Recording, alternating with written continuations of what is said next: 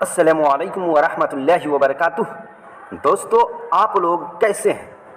आज का यह वीडियो आपके लिए, बिल्कुल आपके लिए, ख़ास आपके लिए एक बहुत ही लाजवाब और एक बहुत ही फ़ायदेमंद और बहुत ही बेमिसाल वीडियो होने वाला है, क्योंकि इससे पहले आपने किसी भी वीडियो में, कहीं भी वीडियो में आपने 5 अक्षर वाले बिना मात्रा वाले हिंदी शब्द को उर्दू में लिखना और पढ़ना नहीं देखे होंगे। इसीलिए यह वीडियो आपके लिए बहुत ही लाजवाब है। तो जल्दी से इस वीडियो को लाइक कर दीजिए, और अगर आप अभी तक इस चैनल को सब्सक्राइब नहीं किए हैं तो प्लीज़ सब्सक्राइब ज़रूर कर दें। तो दोस्तों, इससे पहले वाले वीडियो में हमने जो है 2 अक्षर वाले हिंदी शब्द को, और इसी तरीके से 3 अक्षर वाले हिंदी शब्द को, और इसी तरीके से 4 अक्षर वाले हिंदी शब्द को आपको बिल्कुल उर्दू में आसान तरीके से लिख करके और पढ़ करके बताया हूँ। और उन चारों टॉपिक पर 2-2 वीडियो करके मैं डाला हूं, जिसका लिंक डिस्क्रिप्शन में दिया गया है। अगर आप उसको देखना चाहते हैं तो डिस्क्रिप्शन में लिंक है, आप वहां पे क्लिक करके देख सकते हैं। वो भी आपके लिए बहुत ही फ़ायदेमंद वीडियो है। तो दोस्तों, चलिए बिना किसी देरी के आज के इस लाजवाब और आज के इस बेहतरीन और फ़ायदेमंद वीडियो को शुरू करते हैं।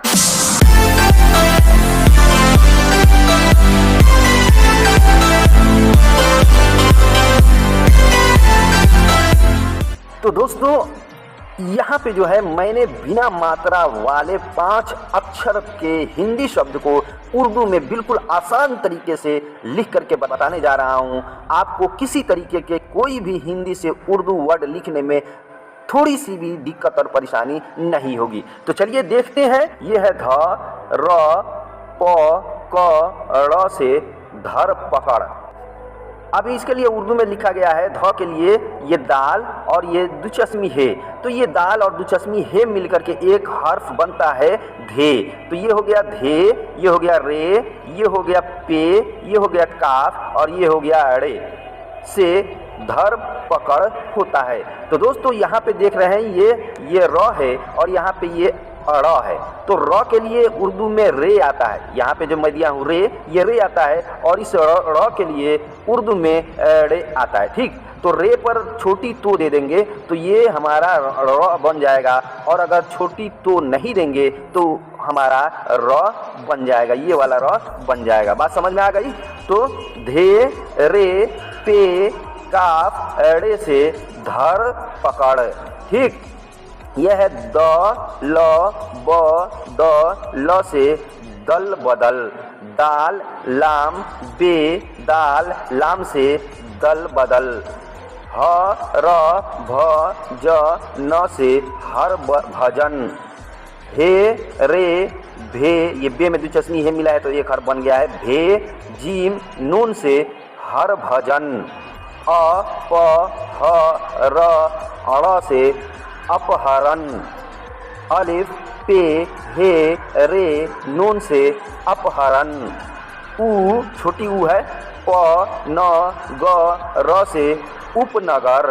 अलिफ, पे, नून, गाफ, रे से उपनगर। यहाँ पे इसको अप भी पढ़ सकते हैं और उप भी पढ़ सकते हैं, इप भी पढ़ सकते हैं, लेकिन यहाँ पे जानते हैं उर्दू में ज़बर ज़ेर पेश नहीं दिया जाता है, सिर्फ ज़बर ज़ेर पेश पढ़ा जाता है लेकिन दिया नहीं जाता है। तो ये अलिफ पर आप पेश पढ़ लेंगे तब ऊ हो जाएगा। अगर अ रहेगा तो अलिफ पर ज़बर पढ़ लेंगे, अगर ई रहेगा तो अलिफ पर ज़ेर पढ़ लेंगे, तो हमारा क्या है, हो जाएगा। लेकिन यहाँ पे ऊ है तो ऊ के लिए अलिफ पर पेश पढ़ना होगा। ठीक, तो ये हो जाएगा उप, ये हो जाएगा नगर, उपनगर।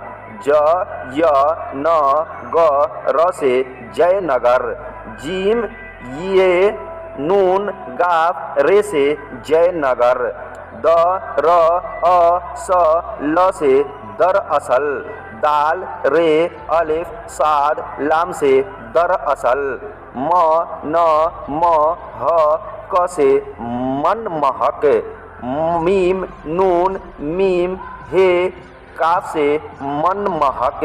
अब अगला वाला वर्ड देखते हैं। अ, व, क, र, ण से अवकरण। इसको न भी पढ़ सकते हैं और अड़ भी पढ़ सकते हैं। ठीक, अलिफ वाव काफ रे नून से अवकरण, न व च य न से नवचयन, नून वाव चे ये नून से नवचयन, द ह न क छ से दहन कक्ष, दहन कक्ष, दाल हे नून काफ काफ शीन से दहन कक्ष। अब यहाँ पे जो है ये छ के लिए सीन आया है, इसकी वजह मैं आखिर में बताऊंगा। से छ जो है तो छ के लिए उर्दू में चे और दुचस्मी हे आता है छ के लिए, लेकिन यहाँ पे मैं बड़ी सीन लिखा हूँ, चे हे नहीं लिखा हूँ। क्या वजह है, इसकी वजह मैं आपको आगे बिल्कुल आखिर वीडियो में बताऊंगा, इसलिए आप इस वीडियो को पूरा देखिएगा। ए क व च न से एक वचन, अलिफ ये काफ से एक, वाऊ चे नून से वचन, ये हो गया एक वचन। व न र छ क से वन रक्षक, वाऊ नून रे काफ बड़ी शीन काफ से वन रक्षक, स ह च र से सहचरण, सहचरण, सीन छोटी है चे रे नून से सहचरण, अ व क ल न से अवकलन, अलिफ वाव काफ लाम नून से अवकलन, अ व त र न से अवतरण, अलिफ वाव ते रे नून से अवतरण। ठीक, अब जो मैंने जो इसमें से कुछ ऐसे वर्ड हैं जिनको हम दो तरीके से भी लिख सकते हैं, और फिर उसके साथ साथ मैंने छ के लिए जो सीन लाया था उसकी वजह क्या है, चे और दुचस्मी हे क्यों नहीं लाया, उसकी वजह अब चलिए हम लोग जानते हैं। तीन वर्ड जो यहाँ पे लिखा है, इन तीन वर्ड को मैंने जो है उसमें बिल्कुल इसी तरीके से लिखा हूँ जिस तरीके से आप लोग देख रहे हैं, लेकिन इन शब्द को जो है आप एक दूसरे तरीके से भी लिख सकते हो। कैसे, तो ये जो है अपहरण है, इसको इस तरीके से भी लिख सकते हैं, अलिफ पे एक साथ दे देंगे, ठीक, और हरण अलग लिख देंगे, ये हरण अलग लिख लेंगे, अलिफ पे एक साथ और हे रे नून एक साथ दे देंगे तो हमारा हो जाएगा अपहरण। तो अपहरण एक इस तरीके से भी लिख सकते हैं और दूसरा तरीका इस तरीके से भी लिख सकते हैं। ठीक, ये है दल बदल। तो दल बदल को हमने पूरे अक्षर को, पूरे हुरूफ को एक साथ मिला करके लिखा है, लेकिन इसको जो है आप लोग क्या है एक और तरीके से लिख सकते हैं, एक दाल लाम अलग दे दीजिएगा और बदल एक साथ लिख दीजिएगा, हो जाएगा दाल लाम से दल और बेदाल लाम से बदल हो जाएगा। तो दल एक साथ और बदल एक साथ, ये दोनों लफ्ज़ को अलग अलग करके भी लिख सकते हैं, तब भी दल बदल हो जाएगा। तो एक दल बदल इस तरीके से भी लिख सकते हैं और दूसरा तरीका इस तरीके से भी दल बदल लिख सकते हैं। ठीक, ये है अपनगर। तो अपनगर को दूसरा तरीका लिखने का यह है कि सभी को एक साथ जोड़ देंगे, अलिफ पे नून गाफ गाफ रे, जैसे इसमें अप हो गया, ये नगर हो गया, अलिफ पे नून गाफ रे को एक साथ दे दिया तो ये भी अपनगर पढ़ाएगा। तो अगर चाहें तो आप अलिफ पे को एक साथ और नून गाफ रे को एक साथ लिख देंगे, अप को अलग और नगर को अलग लिख देंगे, तब भी हमारा अपनगर हो जाएगा।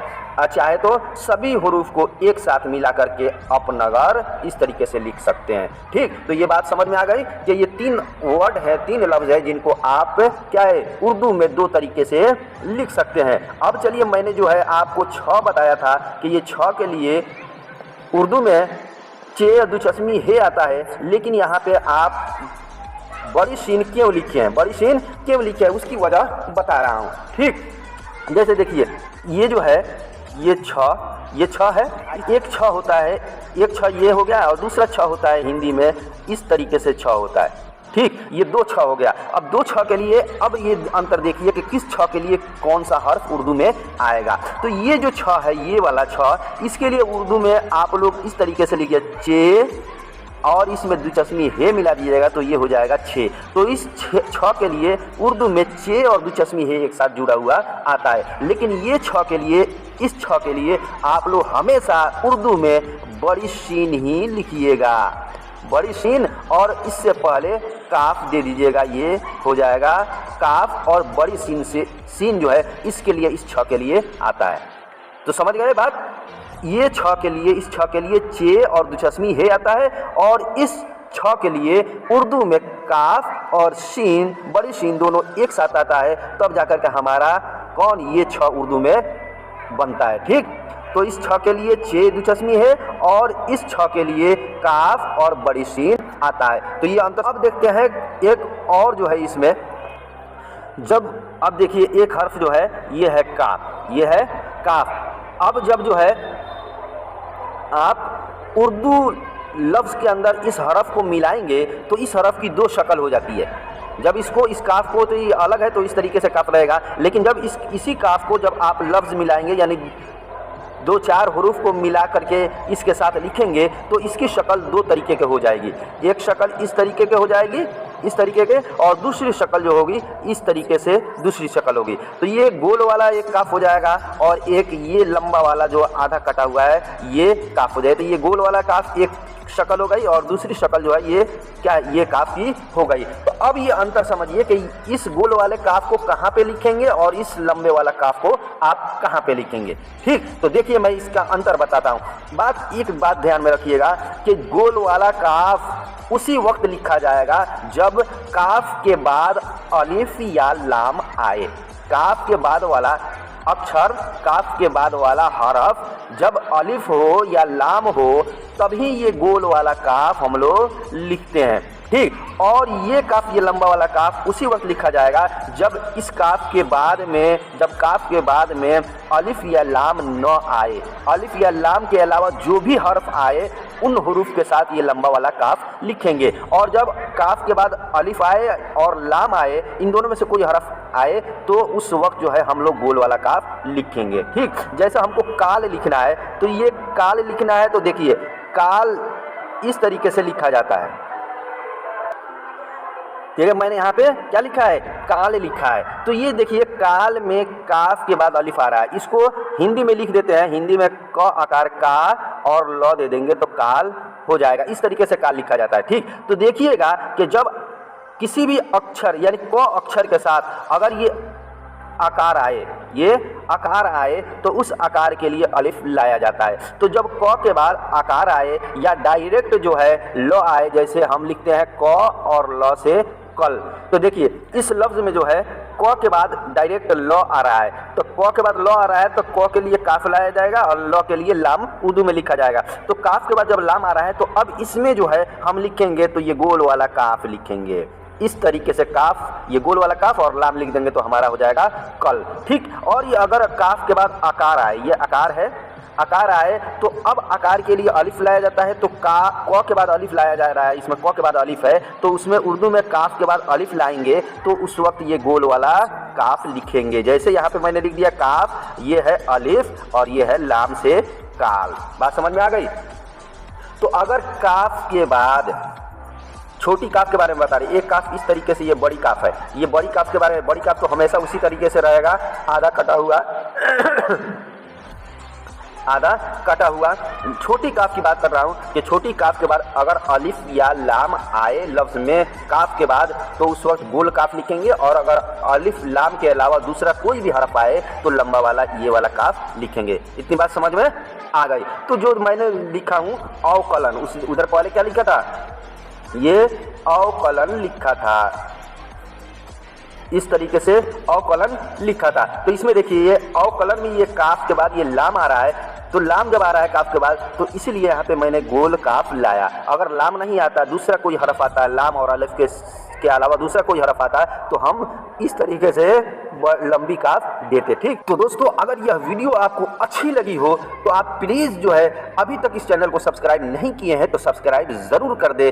फिर मिलते हैं हम आपसे अगली वीडियो में। जब तक के लिए खुदा हाफिज, खुदा आपको सही और सलामत रखे।